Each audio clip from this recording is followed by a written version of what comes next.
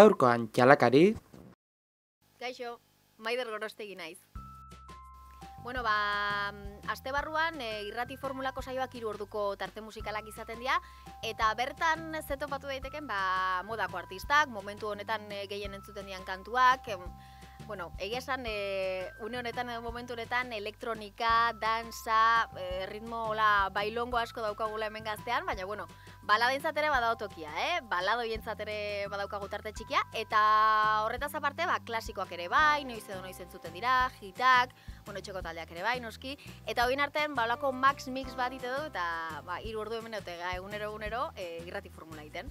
Jo, hasieran, bueno, ni irratiakin beti emozionatuta egon naiz, irratia izan da nere pasioa, eta da nere pasioa, baino behin kamara aurren jarrita, ostra, barruko, ez, artxiki horrek gozea dauka, eta azkenako engantzatu ite zaitu, eta telebistan izan dituten esperientziak egia esan motzak izan dira, baino oso intensoak, bi asteko kontua, egun batetik beste abixatze dizue, esatizue, venga, bihar nola zaude telebista programa bat aurkezteko? Bale, bueno, azkenean sarei gabe salto itea da, eta emozio puntu horrek engantzatu iten du. Kantuan prest, aurkeztu nun bere garaian, bideoklipak ere, ETV Irun, eta jo, esaten baina zuzenekin aukeratu, zergatik aukeratu behar da ez, zergatik ez denetik pixkatola, ez? Batetik hartu, bestetik, eta azkenen denak aberasten du bat, eta, bueno, hortan nabil, abere mendik aurrea zer. Jo, oentxe bertan, hola, otzotzen harrapatzea zu eta pentsatu inberko nuke, ez?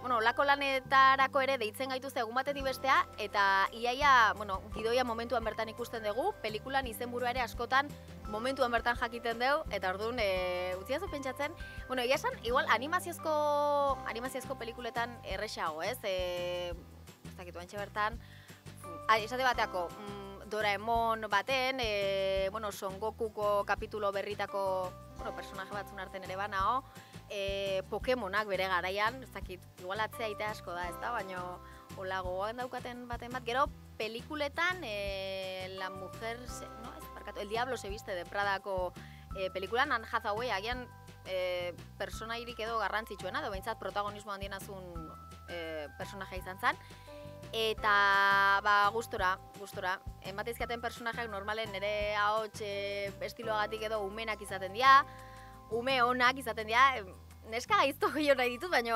beti tankera horretako personaje tokatzen zaizkit, baina egia esan gustora, beste nire pasio txikia dalako, eta oain, bueno, ez dut nahi besteko lan egiten, kiulako bikoizketa oso egoera larrian daola, baina, bueno, alda neurrin atope, eta hori, beste pasio txiki hori garatzeko aukera ematen diaten bitarten, nik pozik, oso pozik. Jo, kantatzea utziko baliate, koro batzuk itea, aunque sea, korista izatea, jo, hor ja, esan dizut, edo paper txiki bat itea, zakit, bueno, hortako bai ikasi marko nuke, antzerkira berriro bueltatuko nintzateke, baino hori, zakit, koro batzuk itea ginen, dia pozik, koro batzuk, zerbait entonatzea utziko baliate, noiz bait, hemen taula gainean, horregila pozik, oso pozik, bai. Jo,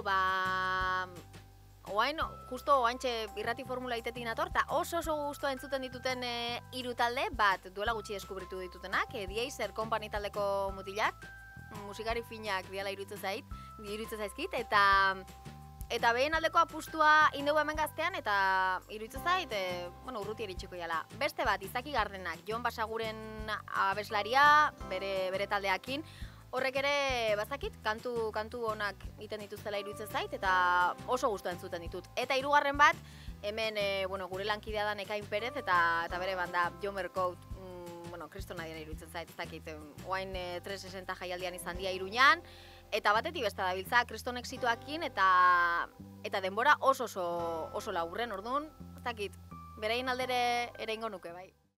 Zer sentitzen duzu zergaitik euskeraz galdetzen dizutenean? Nere bizi modua, nere lana momentu honetan, ez detelako beste modu batea ulertzen euskaraz ez danik. Nere galdera, txalakari ezagun horrentzat, zera da, euskaldun gizonezkoa, ez ezagun handi hori. Ez dakit norbaitek erantzunik, horren inguruan, ez dakit konklusiorik, ondoriorik, zerbait, mesedez?